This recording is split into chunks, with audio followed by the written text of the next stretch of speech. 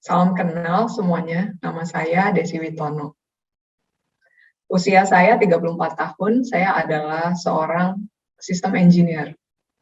Saya adalah penderita autoimun lupus tipe AIHA atau hemolytic anemia.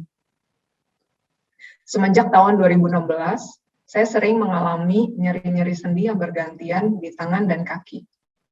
Sudah melakukan pengobatan di berbagai rumah sakit dan berbagai dokter juga sudah saya kunjungi. Dan mayoritas dokter hanya meresepkan obat pereda nyeri dan tidak dapat menyebutkan apa penyakit saya. Dan mereka juga tidak memberikan pantangan terhadap apa yang saya makan. Ada dokter yang mengira bahwa saya sakit rheumatoid arthritis dan memberikan pengobatan. Saat itu saya mengikuti pengobatan tersebut, tetapi tidak lama karena obat yang saya minum mengalami kelangkaan di apotek Jakarta. Jadi oleh karena itu saya memutuskan untuk berhenti dari pengobatan tersebut dan cek lab di Singapura. Dari cek lab secara menyeluruh ini saya mengetahui bahwa saya sakit lupus. Singkat cerita, karena obat-obat dokter banyak yang saya minum, makanya sakit saya malah makin beragam, seperti mudah lelah, munculnya nodul pada siku tangan dan kaki, rambut rontok, ruam merah pada wajah, anemia, dan bahkan nyeri sendi yang mengakibatkan sulit berjalan. Tahun 2017, saudara saya yang survivor cancer datang mengunjungi saya, dan dia menyarankan untuk mengikuti pola hidup New Start dan untuk saya segera berkonsultasi dengan Ibu Pitlin. Waktu itu saya menyediakan waktu untuk berkonsultasi dengan Ibu Pitlin, dan saya diminta untuk mengubah pola hidup dan mengikuti pola New Start, makan lebih banyak buah dan sayur, detoks tubuh dengan jus sayur, dan detoks pikiran juga. Saya semangat untuk mengikutinya karena saya sudah capek berobat kemana-mana, dan saya termotivasi setelah melihat Ibu Pitlin dan saudara saya tersebut sembuh dari penyakit kankernya. Dan langsung saya ikuti. Setelah 2 minggu kemudian, kaki saya yang bagian mata kaki ke depan yang tadinya kaku, tidak bisa berjalan, menjadi bisa berjalan kembali dan tanpa harus dituntun orang lain. Dan badan-badan saya yang tadinya kaku, sekarang sudah bisa bergerak secara leluasa.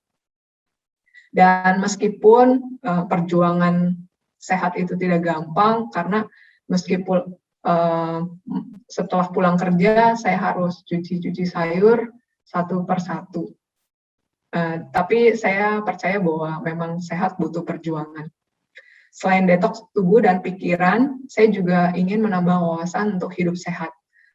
Makanya saya mengikuti seminar-seminar kesehatan di Cancer Support Center, mendalami pola hidup New Start, dan mengikuti health camp.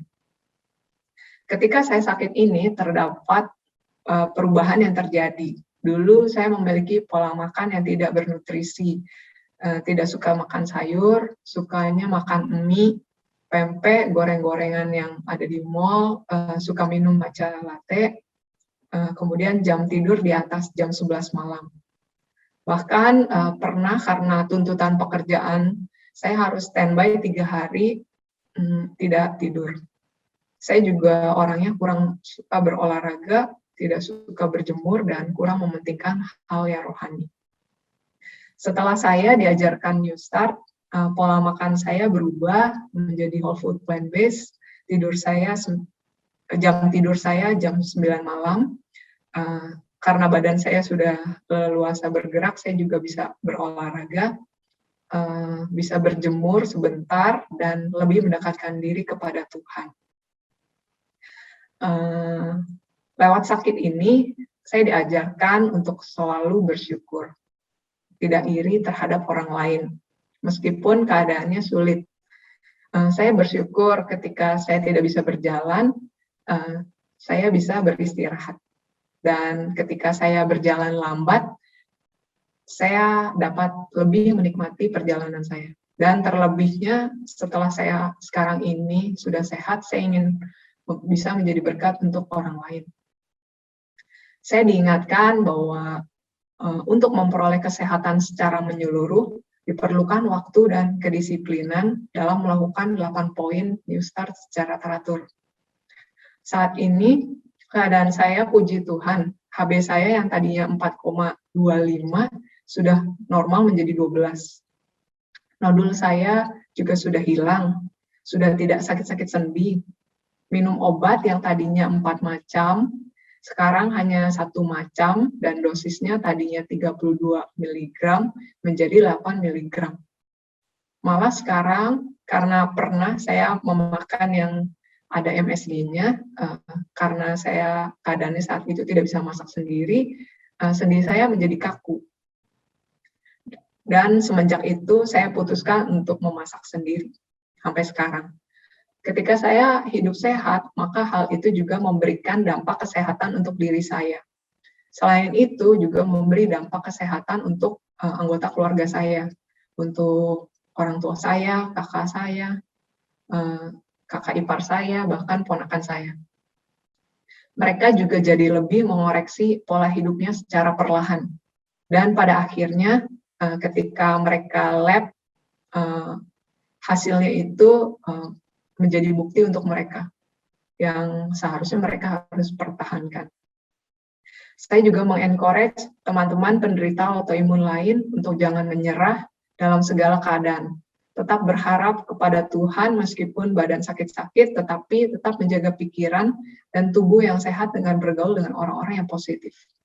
Semakin mendekatkan diri juga kepada Tuhan.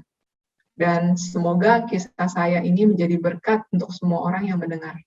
Terima kasih.